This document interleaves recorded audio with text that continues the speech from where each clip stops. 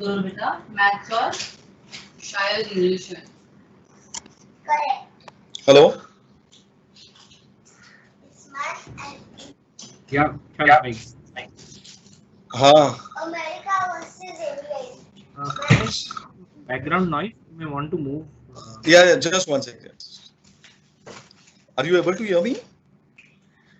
Can you hear me? Hello, Can you hear me? Yes, loud and clear. loud and clear, right? Loud and clear. Okay, thanks.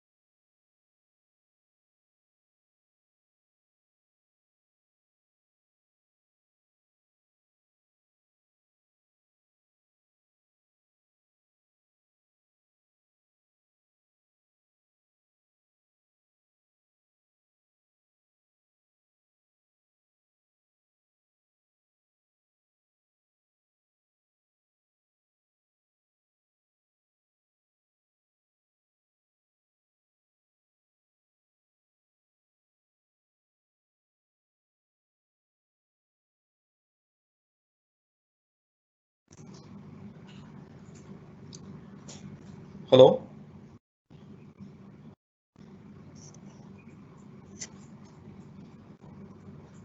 Yes, hello, good afternoon.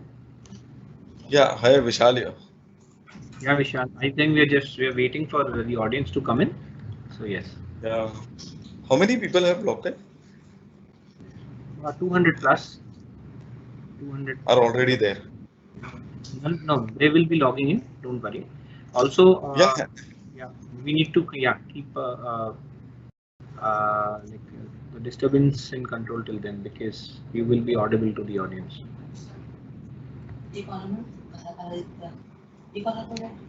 अरे नहीं है ऐसा कुछ वो change किया था तू इधर बैठ जा या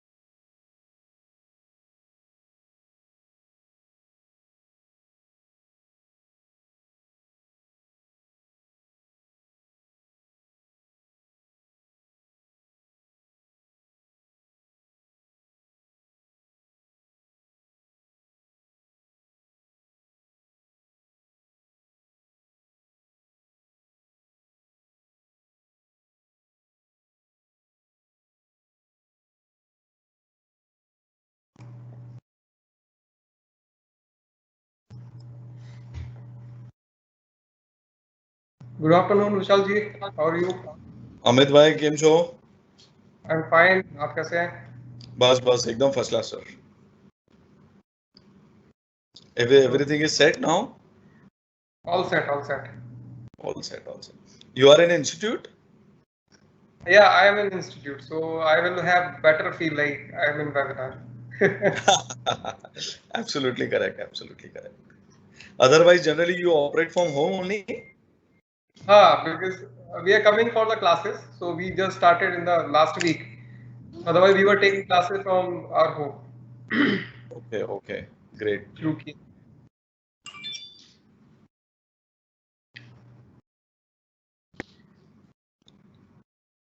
So otherwise, cases they are increasing psychologically.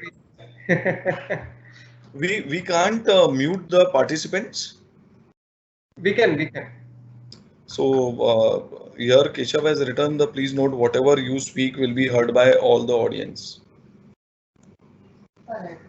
But I will be giving a kind of instruction or housekeeping that if they have any question, they can post in their correct message box.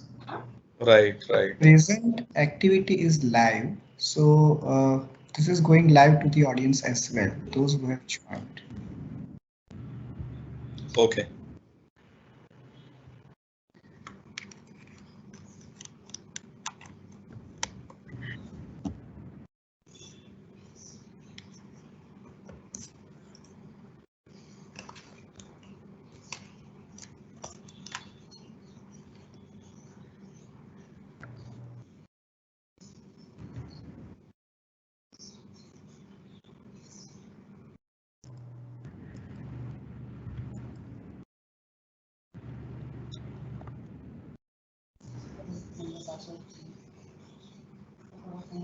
So you are in Ahmedabad office right now.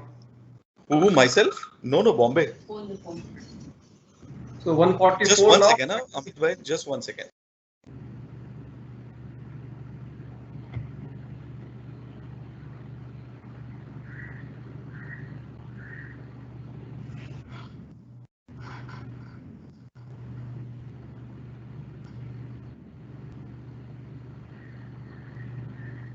Just 1 second, Mr. Amit. Just 1 second. जी जी.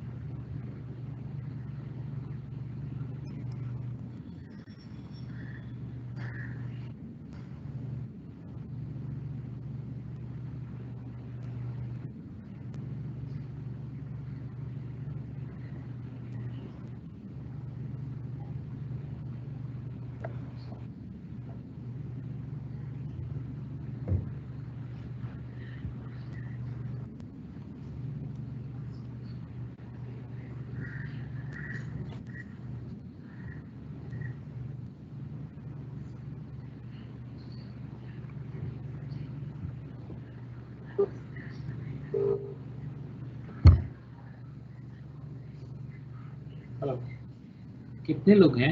कुछ idea है कितने हैं, मतलब join हुए या कुछ?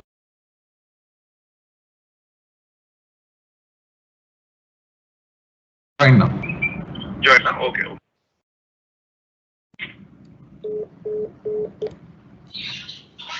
Yeah, Mr. Virendra is here.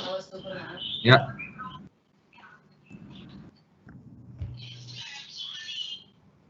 Dr. Amit. Good afternoon, sir. Very good afternoon. How are you, How are sir? you doing? I'm good. How are you?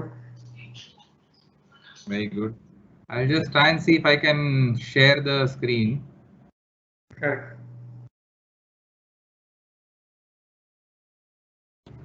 Okay, it is saying if something is being shared live event, anything you, so is it okay if I share it because this will replace the current one?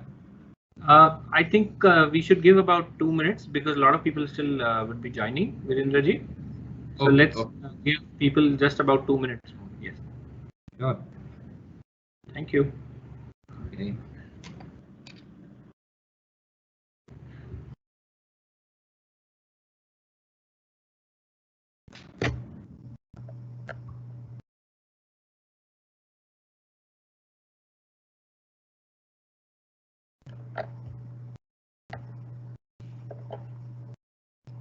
Hello.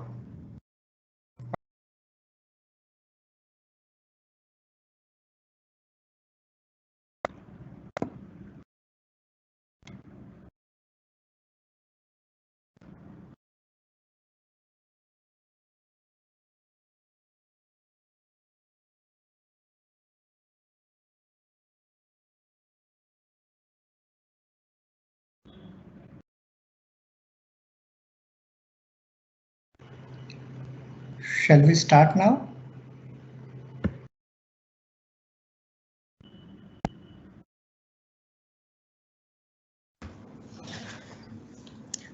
Yes, we are good to go live. Shall we start? Sure. Okay, I'm audible properly. Kiran bhai? Yes. Yeah, we can hear you. Okay, good afternoon and warm welcome to all of you. Thank you for joining us for today's webinar. This webinar is arranged by the Center of Excellence in Finance and Risk Management, and the webinar is on smart investing in current pandemic, and our guest Mr. Virendra Somansi, Managing Director and CEO of Motilal Oswal Private Wealth Management, will interact with us on the impact of COVID-19 on people's finances, their investments, and find solution for the same. Mr. Virendra Somansi leads the wealth management business at Motilal Oswal Financial Services Limited. He brings over with him over 22 years experience across the financial service sector. Mr. Somansi is an MBA from Symbiosis Institute of Business Management and has also done BE in Mechanical Engineering from Government College of Engineering. His last stint was with Bob Capital Market as head wealth management and equities for a span of 2.5 years, in which he has built the industry's first scaled up wealth management and business segregating advisory and distribution into different legal vehicles. Before Bob Capital Market, Mr. Somansi has worked for more than 17 years at Citi, in which he had long and successful record of scaling up the retail banking and wealth management franchises in India. In his last role with Citi, he has the country head of Citi Wealth Advisors and has served for a short duration with the regional wealth team Singapore. He also served as a director of the board of Citigroup Global Market India Private Limited as the head of the managing committee of Citi Wealth Advisors. And apart from work, Mr. Somansi is an avid marathon runner. So I welcome you, sir, on behalf of the entire team of Adani Institute of Infrastructure Management. And before we start, sir, let me quickly give you a brief background on the Center of Excellence in Finance and Risk Management. So this center we started at Adani Institute of Infrastructure Management in 2015, and it was formerly known as Center of Financial Reporting and MIS. Then thereafter we restructured the center in the last year. And currently center is focusing on developing cases and do capacity building activities in the area of financial reporting, financial planning and analysis, cost and performance management, risk management, private equity and venture finance. And center has also come out with the publications in reputed journals like Journal of Private Equity and Malaysian Accounting Review and so on. Center has also successfully conducted 3 programs on finance for non-finance executives in the last academic year. And presently the center is engaged in delivering 2 MDPs on finance for managers to the senior and middle level executives of Adani Group. So for the participants, a little housekeeping before we get started. So participants, if you have any questions during the presentations, please type them into the question or message box. We will bring them up during the presentation, and we will also have the time for questions at the end. So now, without further excitement, we will turn the time over to our guest, Mr. Somansi. Over to you, sir. Thank you, Amit Bhai, and thank you very much for the entire team at Adani Institute of Infrastructure and more particularly the Center of Excellence in Finance and Risk Management for giving us the opportunity to connect to the talented bunch of students of the institute.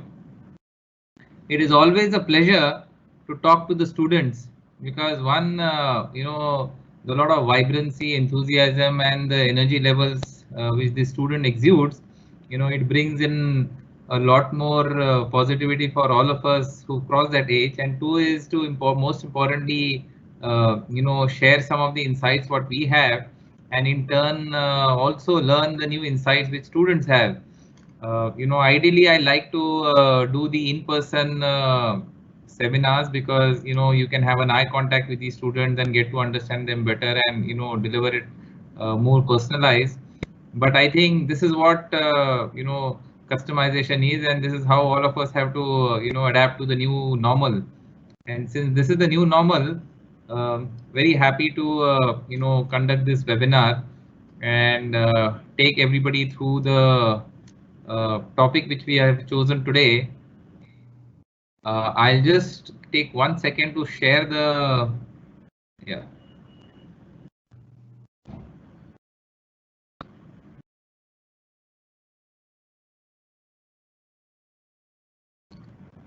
Is the screen visible now? Yes, yes. It is, right? I'll just put it on slideshow.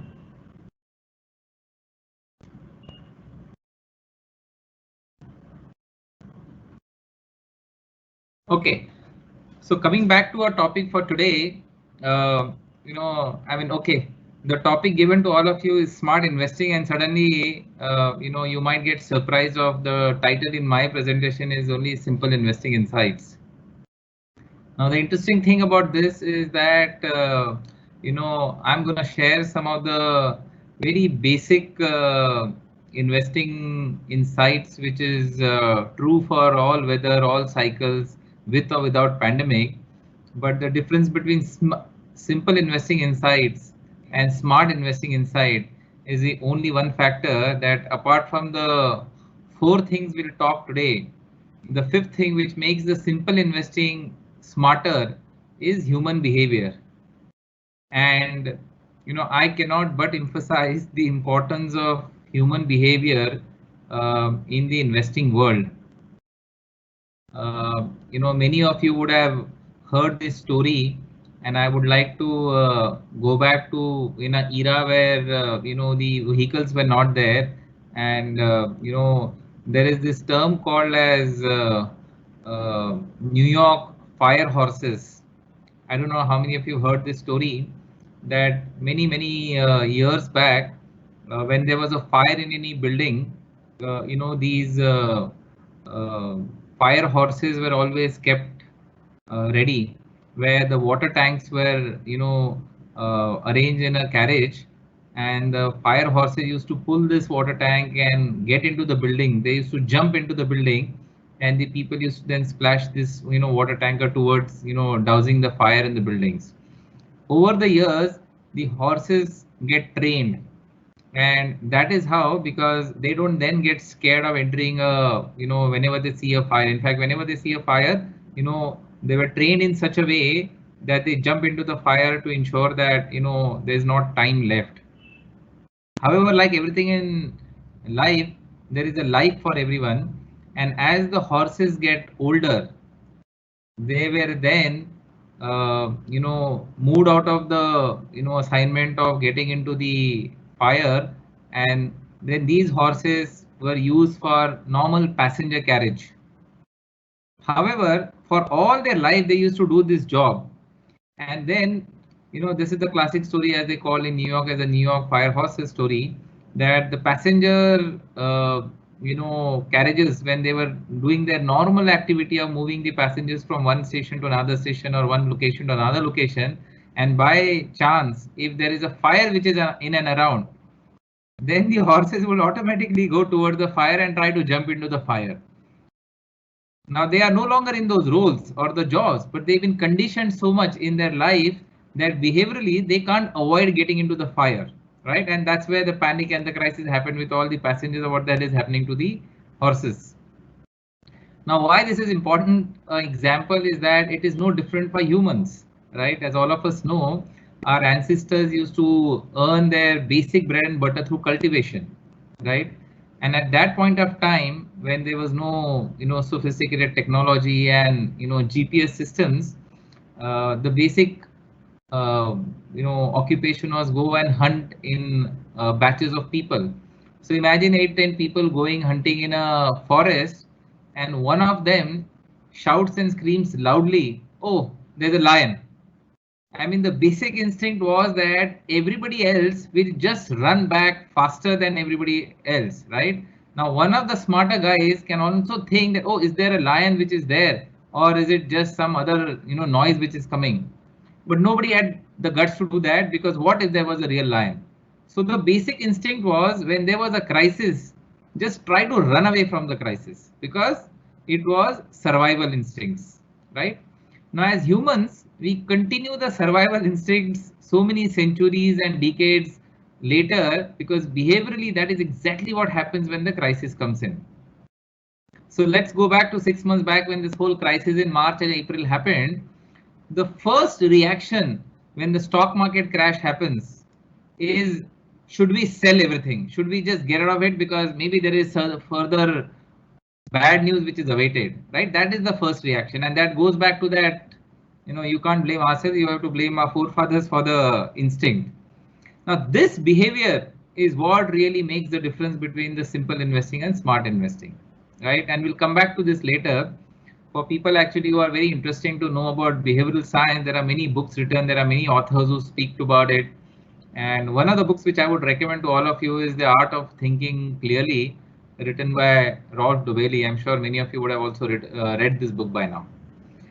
Cool. So with that background, let's see what are we going to do today. So I'm going to talk for about 40-45 minutes, on the few slides which I have made for you all, and then we'll be happy to take some questions. So what are we going to talk today, right? I mean, you can see the slide. We are talking about 4 tenets of, what are the basic investing rules, right? And as you can see, the first rule is obviously, the right thing to do is diversify and rebalance. But, all of us try to break the rule by repeatedly asking the question that which is the best asset class I should invest in, right? And we'll hear about it more. And then investing rule second is, should I invest with only high quality fund managers across all cycles?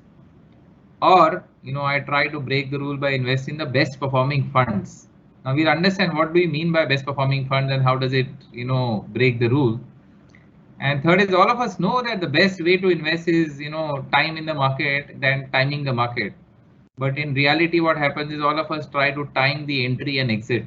And that's where the difference between the investment return and the investor return happens. And we'll hear and see what is the best things to avoid there. And the last is, the golden rule of any investing is, if we could learn the game of buying low and selling high, we don't need to do anything else in life. And what typically then happens is, okay, should I exit when the funds are underperforming, right? So like the line says, these are the decisions, because if you look at each of them, there is a principle behind each of the vehicles. But what happens in reality is, all of us have different behavioral biases, right? And these biases then become inconsistent with our long-term goals. Okay, this is a slightly, a longish, trend of what typically happens.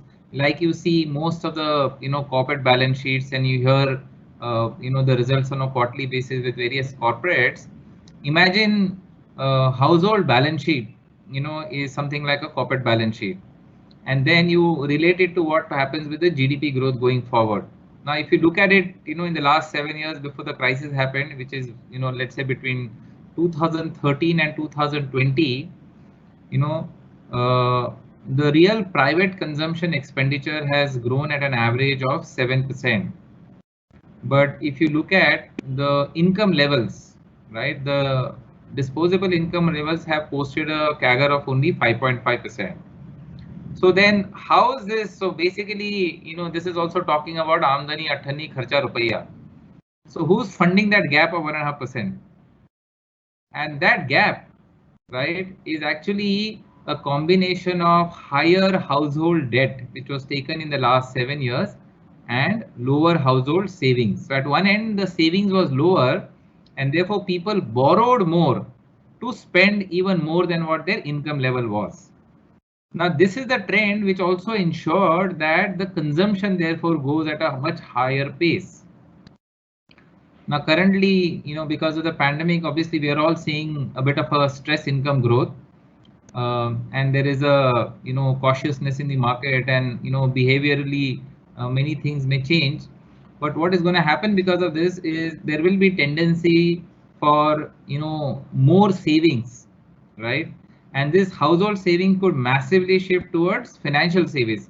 There's a larger macroeconomic thing happening, that there is financialization of savings happening, in the sense more people are now not investing into real assets like real estate and gold, but investing into liquid financial assets. So this might, you know, have a impact on the muted GDP growth in the next few years, and we've seen some part of it, you know, last quarter. So let's explore then, you know, what works and what does not work for all of us, right? So first question, okay, should I invest in equities or debt, right? And this is really the history of all the asset classes the last, you know, many years since 1993. Now, as you can see, we have taken, you know, 5 asset classes.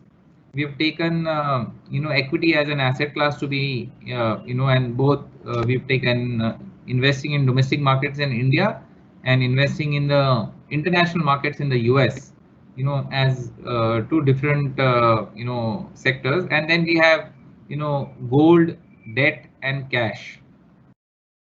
Now, as you can see, there is no consistency of a particular you know, asset class which is consistently being the number one. If you look at 1993-94, you know, Indian equities did well. Then 1995-96, the US equities did well. But even if you look at the number 2, number 3 sectors, you know, gold, which was the second best performing you know, asset class in 93, became the worst performing asset class in 94, right? Or of late, if you look at the 4-year block from 2017 to 2020, which is, you know, the last 4th quadrant there, you will have in 2017, you know, the Indian equities did really well. In 2018, you look at the Indian equities was the worst performing among all the 5 asset classes, right? Gold, again, which was, let's say in 2017, the 3rd best performer, is looking to be in 2020 to be the best performer. So what is happening is, this is the history of so many years. There is no asset class which consistently is the number 1 asset class over a longer period of time. So the mix between the asset classes, you know, will keep changing. So what is the right thing for an investor to do then, right? So if, you know, and all of us are individuals which are unique in our own way, the right thing to do for all of us is to choose the right asset allocation plan which suits all of us, right? If there is, you know, somebody like you who's young, and let's say in a few years from now you start earning, your risk appetite to invest into equity is much higher than, let's say, somebody who's at 70 years old age, who is now already retired, is looking at the last, you know, few years of his life and may not have the you know, appetite to absorb the volatility of equities. So for everybody, you know, you can choose what mix of asset class works extremely well.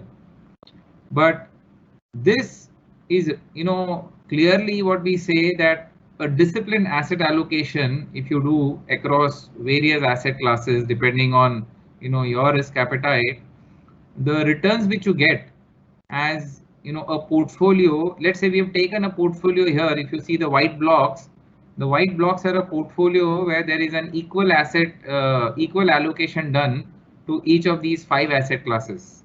And as you can see from this graph, that the portfolio with a mix of all the 5 asset classes in the same proportion is never the best performing asset class, but it brings a lot more stability to the entire portfolio, and many few times it will be the worst performing, right? Now, if you look at it between 2006 to 20, you know, the portfolio return would be beating the average of all that. And here is, you know, if you see the bottom left chart, if you look at the CAGR from 1990 to 2020, you will see what are the returns for various asset classes, and then you'll see equal weighted portfolio. You know, if you exclude US equities and just distribute between the 4 asset classes of Indian equity, Indian debt, cash and gold, you will get a 11.3% return. If you add US equities, maybe you will get 12.7%. But if you look at the individual performances, your gold will be 10.5%, your debt is at 8.6%, your Indian equity, let's say, is at 14%. But to get that 14%, look at the standard deviation of 28.6% for only equities in India. For US equities, it is 15%, whereas an equal weighted portfolio, the standard deviation drastically comes down to 8.8%. So what we are saying is that if you were to have an equal weighted portfolio, right, and you do a 1 year balancing, it probably gives you the least volatility and an average return of anywhere between, let's say, 10.9 to 11% over a 10-year, 5-year, 7-year period. The right-hand column, bottom, table, you can see the average returns for even a 5-year or a 10-year is anywhere between 10.9 to 10.8, right? Now, the beauty about this is that the volatility is the least on this portfolio compared to a particular asset class like we discussed. So I think the thumb rule here is that all of us have different risk appetite, different time horizons, and different ways of needs on liquidity. So we have to look at what is the best asset class for us to have a mix of somebody who's aggressive can have a higher equities and lower on the debt, but a disciplined approach on asset allocation, and if required you can do the balancing because your needs can change, the market valuations, the market factors can change. So that finishes the debate that there is no certain asset class which is necessarily always good. A mix of asset classes as per your risk profile will give you the most optimum returns, right? Okay, so now once we have agreed on, okay, there is I have to do an asset allocation and broadly invest in 3-4 asset classes, then how do I invest in the best of the funds? And this is really a question which we should also ask when we invest is, buying the best performing fund, has it worked across all the asset, all the number of years you stay invested into? And this is a study done for investments with a 3-year period, and if you look at it, these are the ranks of the number of schemes in that rank, right? And you will be surprised that the funds which you track in the year 1, and then if you were to look at it, okay, how are these schemes looking in the subsequent year, you will never see that the best performing fund of 1 year does not necessarily mean that it will be the best performing fund in a subsequent block of years, right? So I think this is one important thing. Okay, I'm getting an alert saying that there is a bad network quality. Am I audible? Yes, sir, very much. No problem. Okay, there's an alert which is coming to me. Okay, so this is basically to showcase that the same best performing funds does not necessarily continue to be the best performing funds in the next subsequent block of years, right? So all of us, normally what we do is, whenever we want to invest, we look at the past track record of 1 to 3 years and say, oh, in the last 3 years, this fund has done the best performing returns, and let me invest into that. So here's a study of review period we've done over a longer period from, let's say, 2000 to 2017, where we are saying that the top quartile funds, right? Let's say the 25% of the top quartile funds, if you were to invest and then judge their performance 1 year from that time, how are they ranked? So you realize that the top quartile funds in the first quartile, if you see, when you look at their performance up to 1 year, only 36% of them continue to come to quartile 1, and a 2/3 part of the funds then get into the quartile 2, quartile 3, quartile 3, and quartile 4.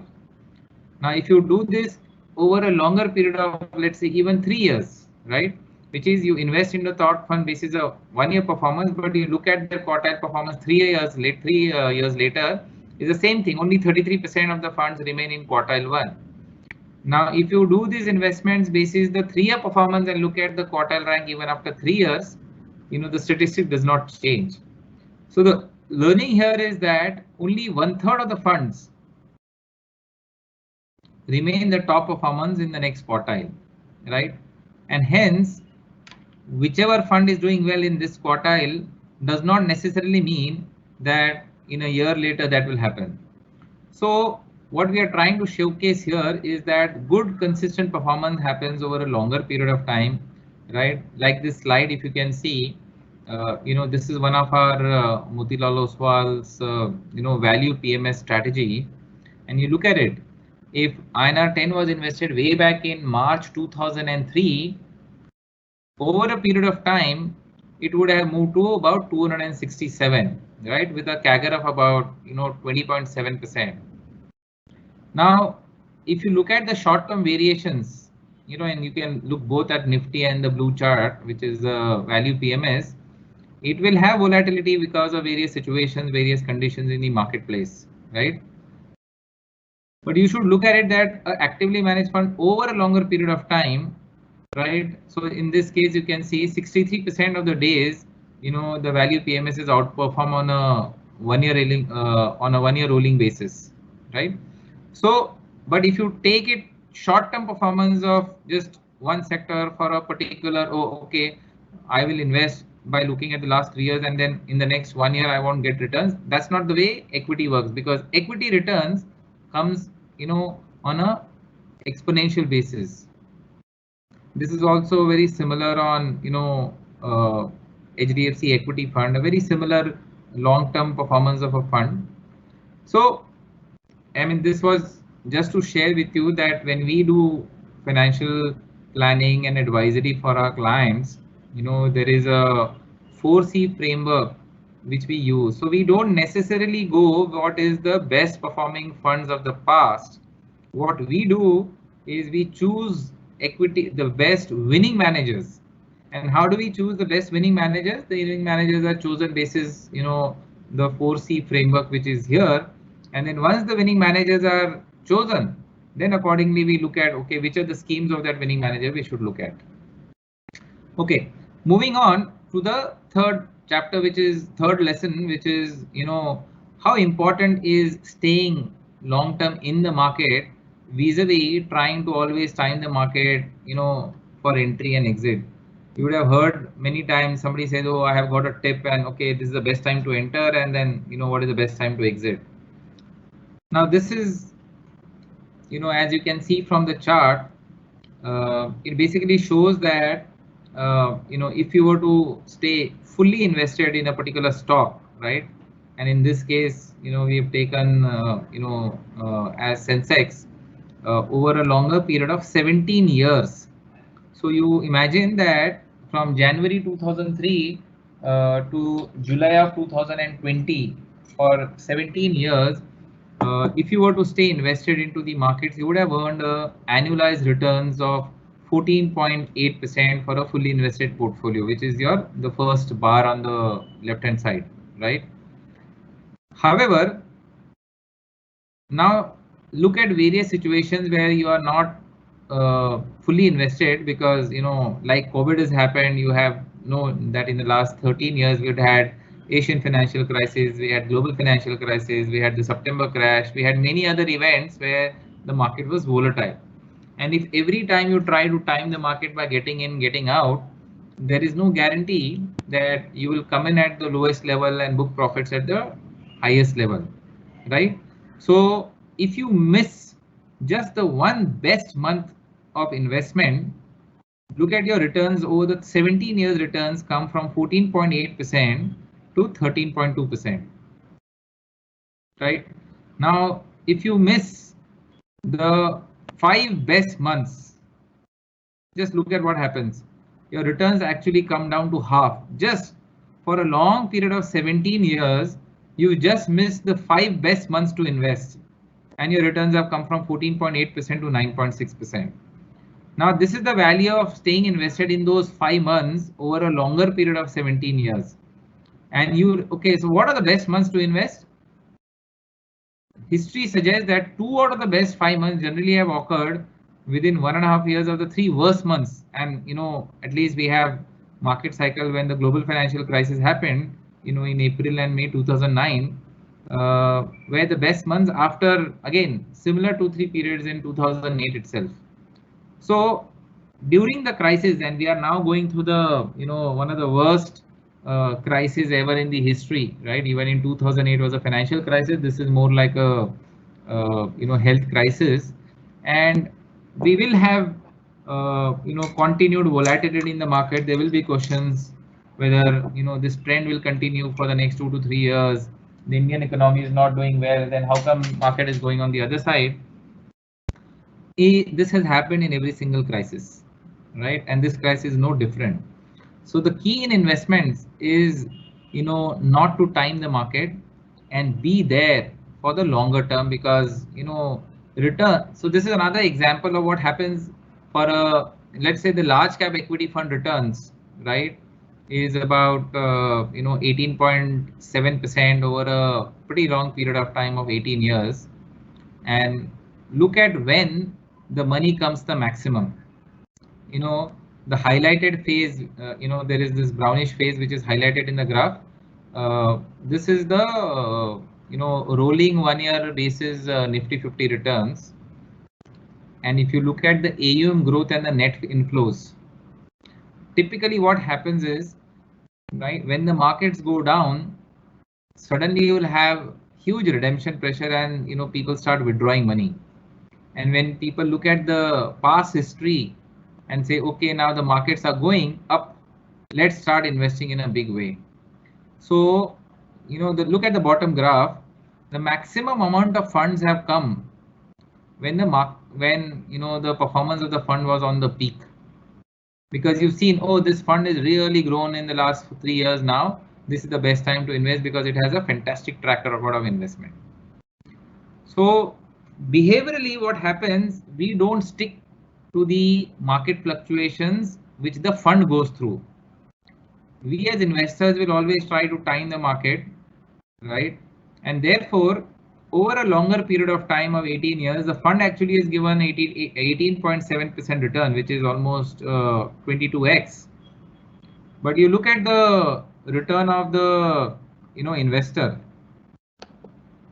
The investor returns are only 9%. So this gap, which is almost the 17x gap, is the outcome of the behavioral gap. And this is where, your fund returns are, lower than the investor returns. This is like saying that, okay, I can give a simple example that if there's an airline which is going, let's say at, 50,000 square feet above the ground, as an example. And somebody says, no, the airline is at 50,000 square feet above the ground, but the passengers are only at 10,000 square feet above the ground. Because in reality, what happens is that, the airline is what it follows its own trend, but the passengers are getting in and out, right? And therefore, I mean, this is just to exaggerate what I'm trying to prove through this slide.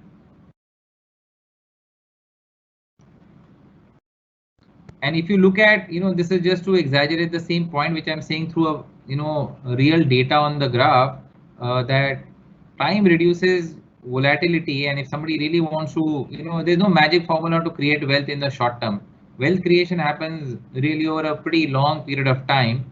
And this is really the, journey of Nifty 50 for 26 years, right?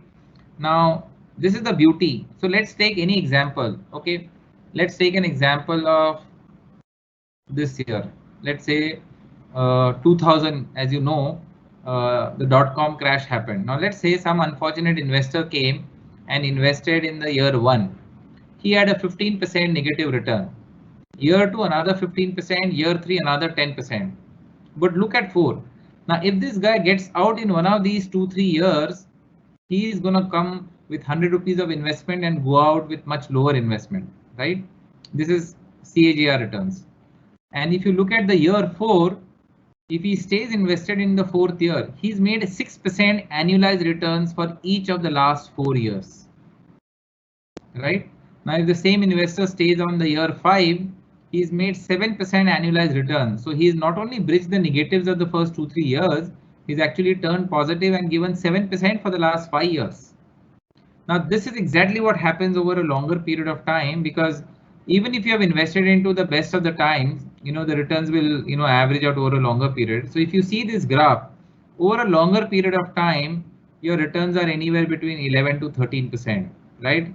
If you were to invest at 1995, look at the number of years the return is negative. But over the last 26 years, this fund has given a return of 9% on a CAGR basis. And the fund in question is, you just invest into the Nifty index. Let's come down somewhere closer, 2015, right? 2015, again, the first 2 years were negative 4% and 1%. On the third year, you start getting 8% return. So 7%, 8%. So over a longer period of time, this reds will disappear and you will start making money over a longer period of time. Because, the longer you stay in the market, the higher is the probability of making money.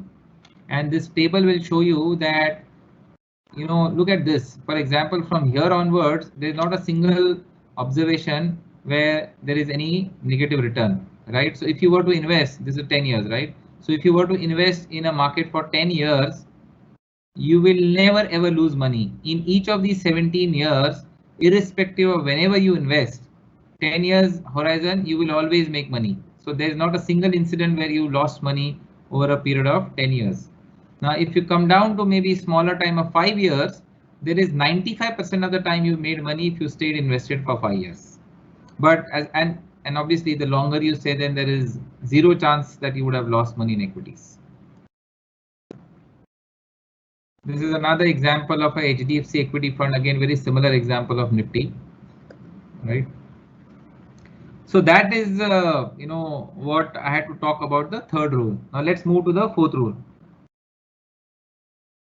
You had seen in the earlier example, there are many times when the funds are underperforming, right? So as a smart investor, what am I supposed to do, right? And this is a very simple way to put across all our behavioral biases, right? So when the market is now, and this is assume that this is the curve of, any equity market. So when, there is growth in the market, there is optimism, right? You invested here, let's say, with full optimism. Now there is excitement because the market has moved from here to here. Again, you become thrilled to see, oh, my last 4 years returns or 2 years returns have now started doing extremely well. And at the peak, there is euphoria.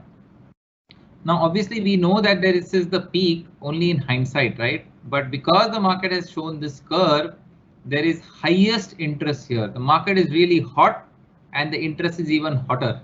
So everybody thinks that this is the right time to invest because, look at the past trend, it is now going up only, right? In hindsight, this is always, the point of maximum financial risk. And then, okay, it starts going down. So you're a bit anxious. Oh, is it going to fall further or what? And then, it starts sliding and you say, no, it's going to come back faster. Then there is fear. And at this point, you really start becoming desperate that, look, I had invested here. It went all the way. I missed this whole rally and now my portfolio started coming down, right? And then you hit the panic button. And what happens at this point is really at the bottom point, there is complete depression. And then you say, oh, this is not going to go anywhere. I should redeem my portfolio, right? It's like the 5 fingers. If you see, this is the cycle of investments. So what happens is typically at this point, most people panic, and somewhere between this line, right, between the panic to depression, we lose the patience out and we, maybe stop, continuing the fund. And then again, the cycle continues of hope, relief, optimism. So in equity markets, this is a very natural phenomena. And, can you control this? The answer is no.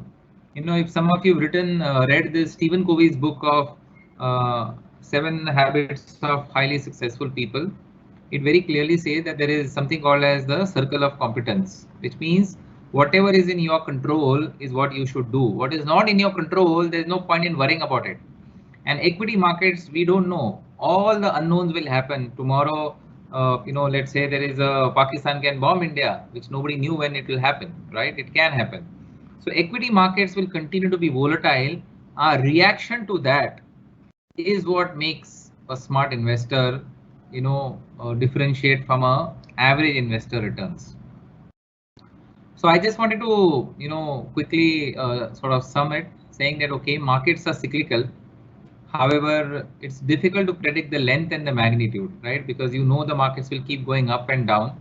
So like I was saying, this is very a simple graph, but how long this will go and how sharp the downside will be, and whether will be a V-shaped recovery or a U-shaped recovery, there are many factors which are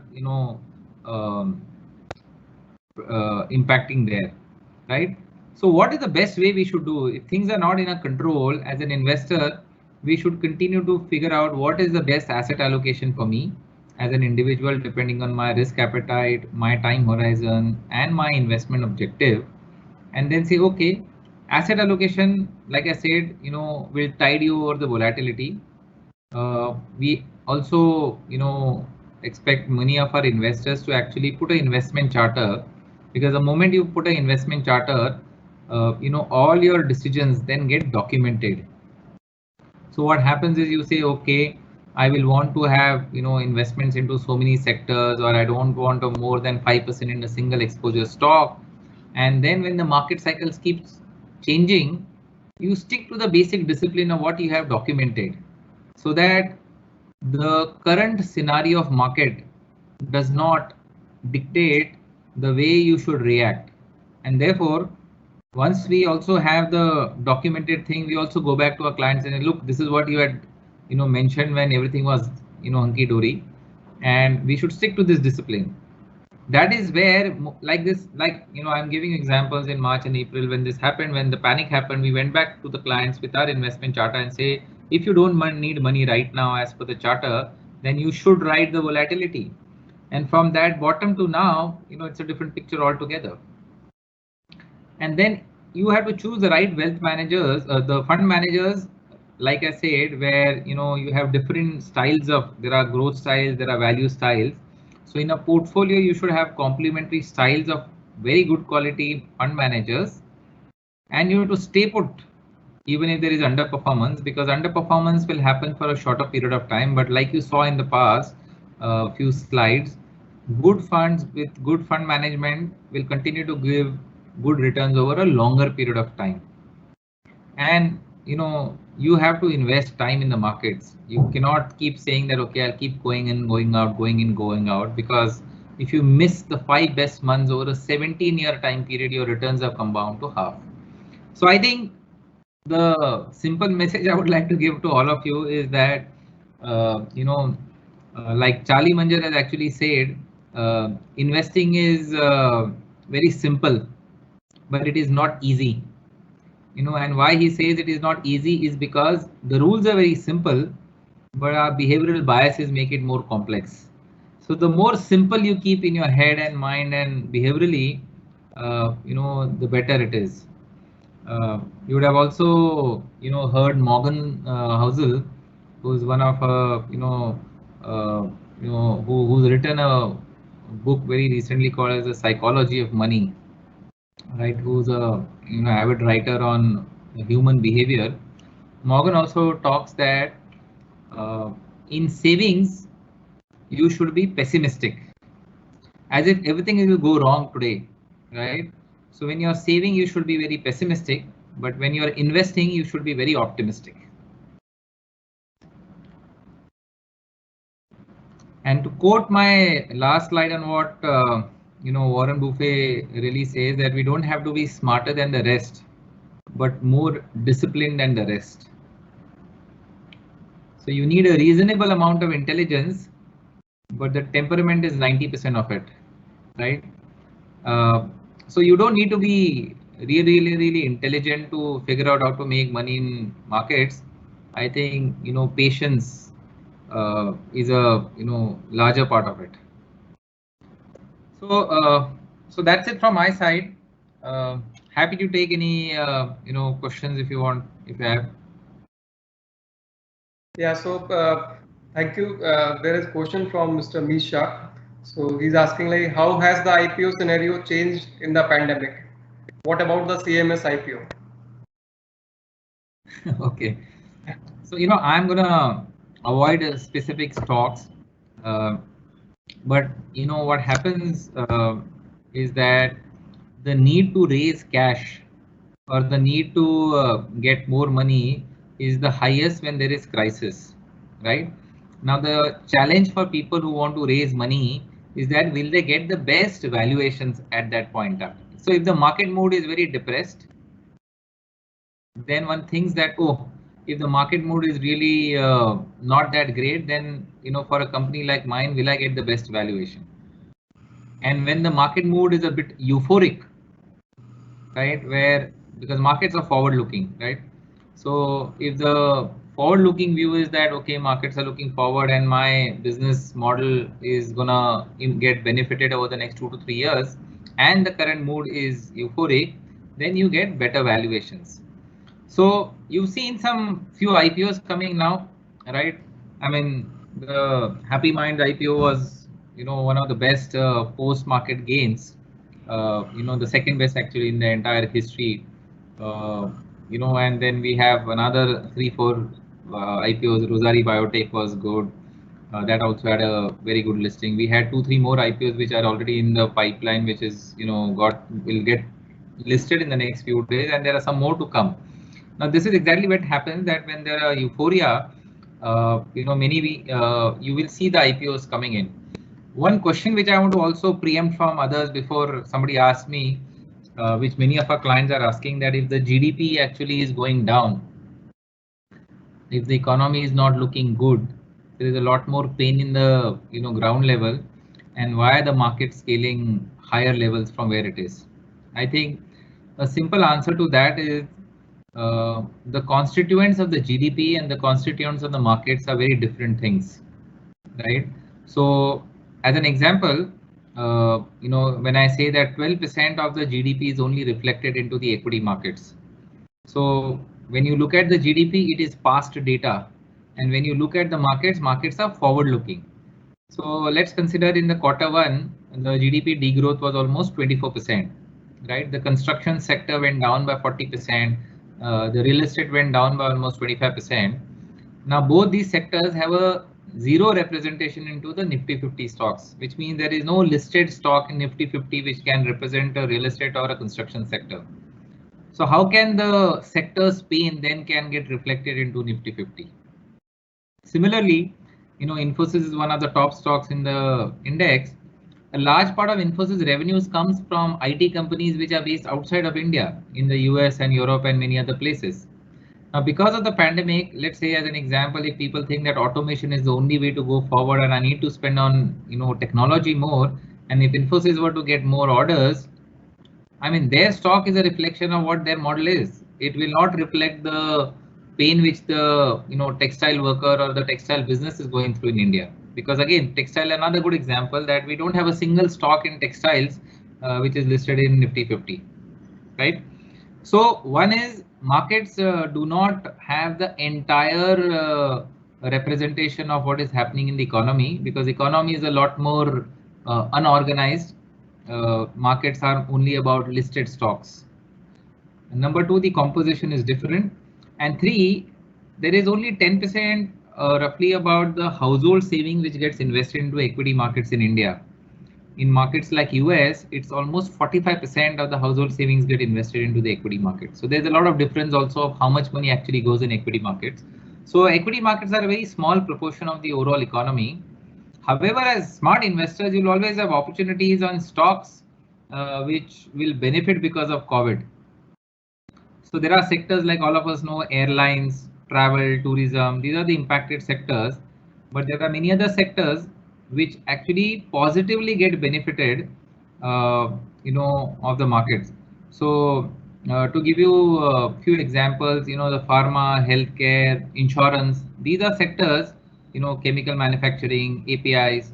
So these are sectors which are actually positively getting benefited because of COVID, and they will have their own tailwinds, and they'll actually do much better than had COVID not impacted them.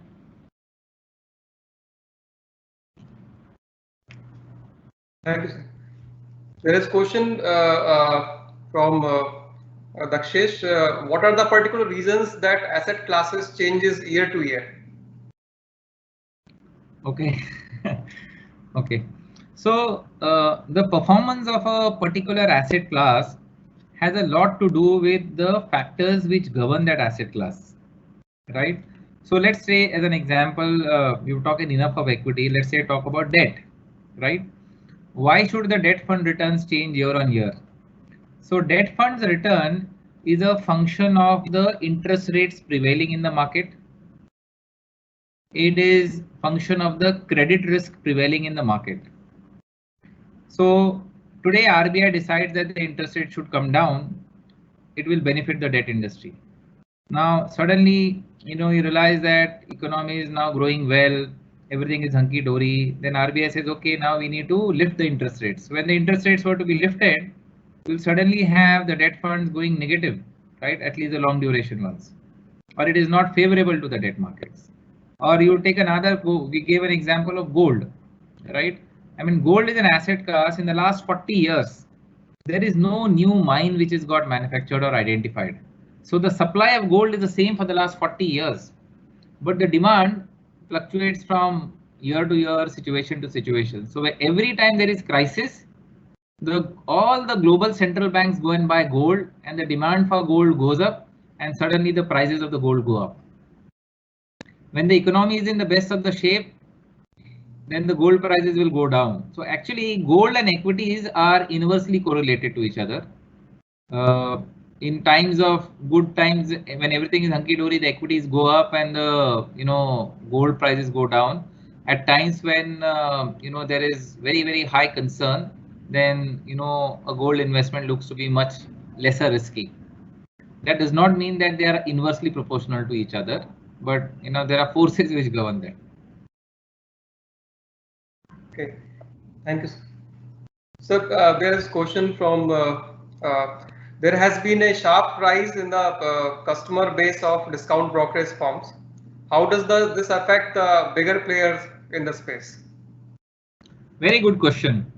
And I think, as we have learned, this whole digital innovation has disrupted many things in the market, right? We were talking to a few educationists. Education is now become democratized. So if you are in a smaller city, nothing stops you sitting at home to get, let's say, the IIT tutorials done. Otherwise, you have to go to a, if there is Kota or Bombay or any of the places which are very good on IIT education, you typically have to go travel there, sit there, take a room on rent and study. Now you can sit wherever you are and still study. So democratization of education has happened in a big way. Similarly, technology has disrupted information. So now information is also democratically available to everybody. And these discount brokerages, right? And you should look at always developed markets which have a history of 50, 70 years doing this. So I think this rise of discount brokerages is a good sign, because you are getting more handy tools to invest. However, what is more important in any investment vehicle is the education or the lack of education. Discount brokerages are only a technology platform which will help you at ease of convenience. The research to back it, the investment framework to do the investments, right, will continue to be very important. India as a country, like I was telling you, has very low ownership of equities. It's only about 4 to 5% of the household income goes into equity. So the larger spread of these platforms will help more and more customers to come and get onboarded. So if you want to do basic SIPs, or if you want to do some basic investment, these platforms are, giving you that opportunity. But quality investment advice of asset allocation or which stocks to buy, buying is one part of it, when to sell.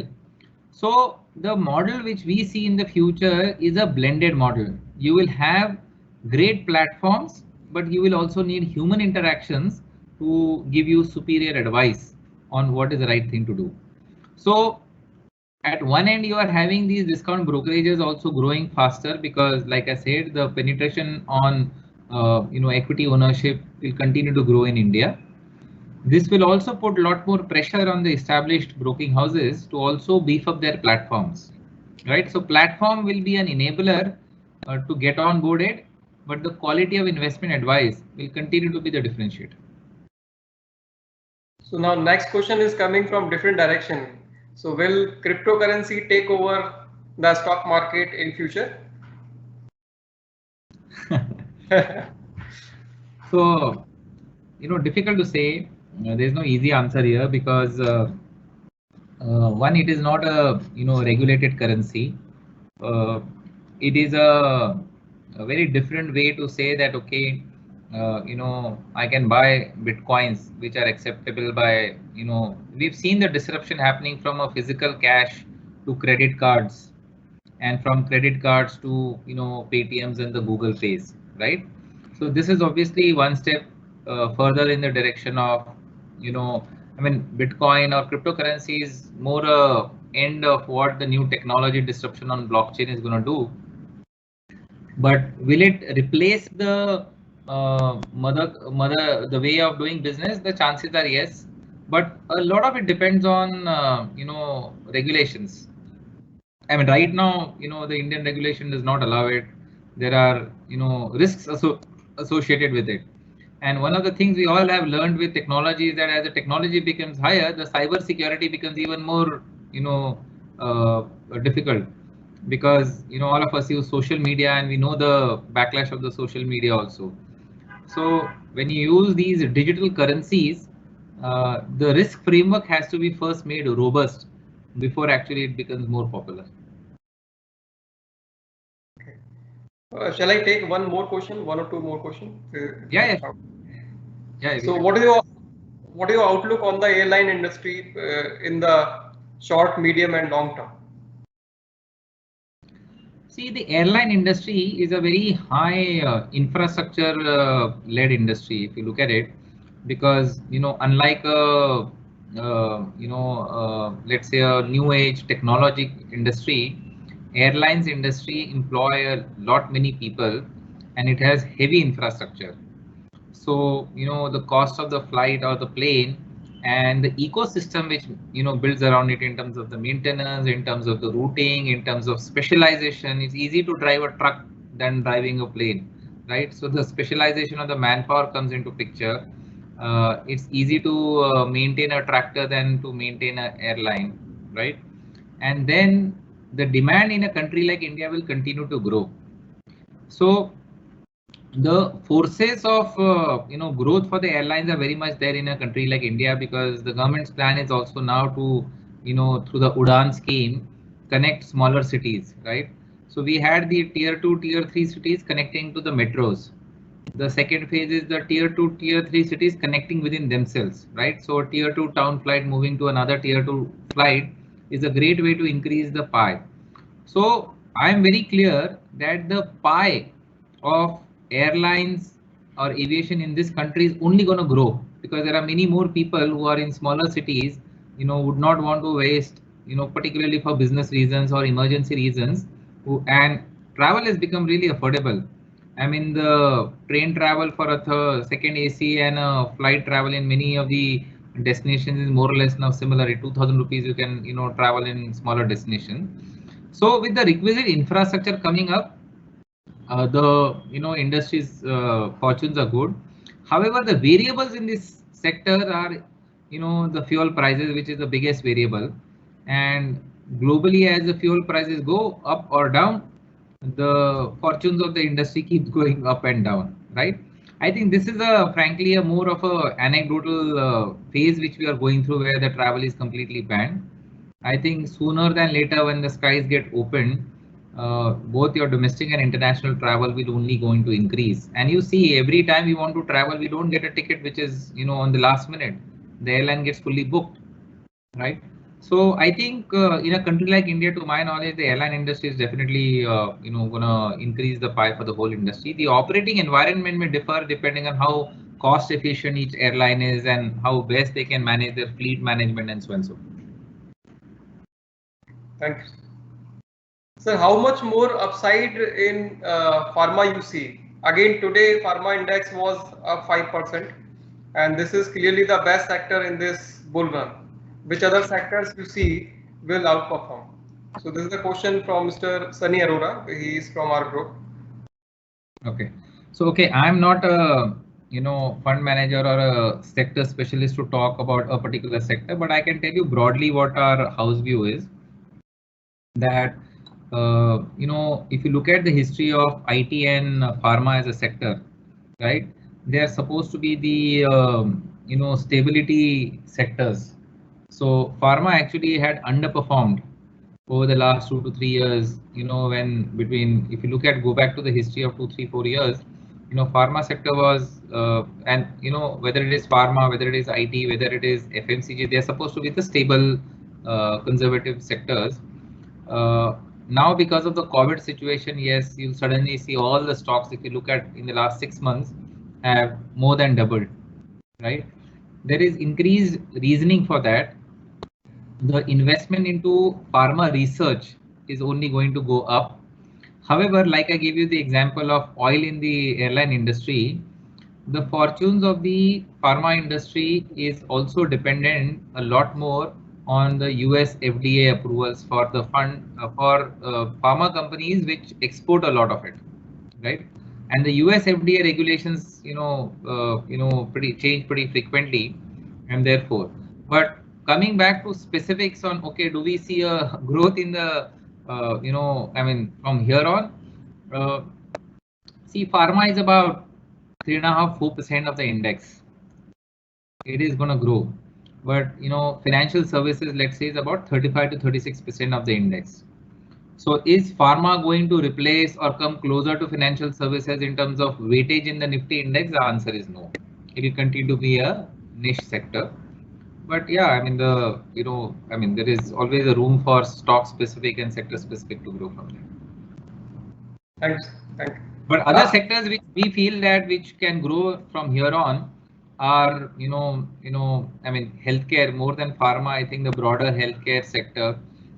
We believe that, contract manufacturing, API manufacturing, chemical manufacturing, non-discretionary consumer-facing businesses, insurance is one sector, organized food retailing, right?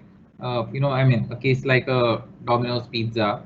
So some of these sectors, some of these stocks are actually positively getting benefited by COVID. So last question for growth of fintech. So your reflection on its growth, keeping COVID-19 in mind, please. Common banking. No, growth in fintech. Your reflection on its growth, keeping COVID-19 in your mind. Okay, so I think COVID is proven to be a accelerator of many of these, ecosystem on, the digital side, and fintechs are clearly, the beneficiaries, I must say, on one front and adversaries on the other front. The fundraising for new fintech has become a bit more challenging after COVID, right? Because the amount of VC funding or the amount of PE funding which was coming into fintechs has slowed down, but the scope of fintech for the future is only got accelerated because of COVID. So one part is just the funding, but I think so the way I look at it is the traditional form of, let's say as an example, let's say bank. The traditional form of banking was that you take a bank and then say, okay, the bank is a huge giant. It's not nimble enough and fast enough to change certain things. And there are a lot many players, like let's say Paytm is much more faster to do than doing a bank transfer from one account to another account, because you just type mobile number and you can send the money, right? That's one innovation of payments. But when you look at banking as a vehicle, there are so many new fintechs which the banks are actually using to facilitate various transactions for their clients, right? So payment options is one thing. There are now branchless loans, right? Fintech firms which are giving micro loans of 4 lakhs, 3 lakhs, and they don't even have a presence. People come, do their online KYC. Their credit scores are also calculated by some algorithm.